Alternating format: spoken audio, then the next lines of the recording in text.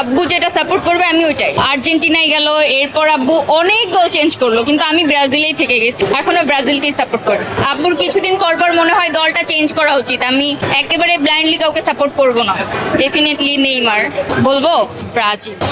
হ্যাঁ, আমি ছোট থেকে আসলে এটার একটা কাহিনী আছে। ছোটবেলায় আব্বু ব্রাজিল সাপোর্ট করতো, আব্বুর দেখা দেখি একদম আব্বু যেটা সাপোর্ট করবে আমি ওইটাই, তো আমি ব্রাজিল সাপোর্ট করা শুরু করে দিলাম। এরপর আব্বু আর্জেন্টিনায় গেল, এরপর আব্বু অনেক গোল চেঞ্জ করলো, কিন্তু আমি ব্রাজিলেই থেকে গেছি। আব্বু হচ্ছে একদম যখন মনে হয় যে আসলে আমার এই সময় এই দলকে সাপোর্ট করা উচিত, তখন সিজনাল সাপোর্টার, সো আব্বুর কথা চিন্তা করে আমি ব্রাজিল সাপোর্ট স্টার্ট করছি, কিন্তু এখনো ব্রাজিলকেই সাপোর্ট করি। না না না না, আব্বু হচ্ছে কি, আব্বুর কিছুদিন পর পর মনে হয় দলটা চেঞ্জ করা উচিত, আমি একেবারে ব্লাইন্ডলি কাউকে সাপোর্ট করবো না। Definitely Neymar.